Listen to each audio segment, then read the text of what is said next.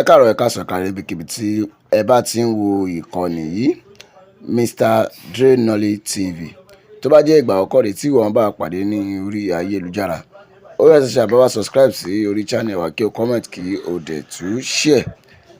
Èyí ni sinimá aládùn olóyin mọ̀mọ́ tí a tún mú wá fún yín, tí ó ń bọ̀ dẹ̀dẹ̀ ní orí channel Yetunde Barnabas tí a pè àkọlé rẹ̀ ní Òwe Àkàlàmàgbò.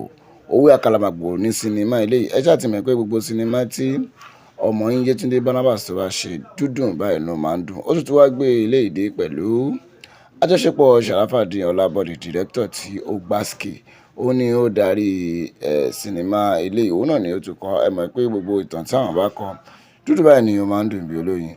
A ó máa ṣe àfihàn Òwe Àkàlàmàgbò ní orí ìkànnì Yetunde Barnabas TV.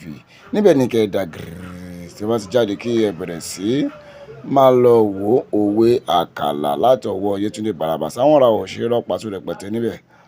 Tó bá ti jáde, ẹ má ṣàlàyé wo Òwe Àkàlàmàgbò. Bẹ́ẹ̀ bá ṣe wá ń wo Òwe Àkàlàmàgbò lọ́wọ́, ẹ má ṣàlàyé wá subscribe sí orí channel wa kí ẹ comment kí ẹ dẹ̀ tún share.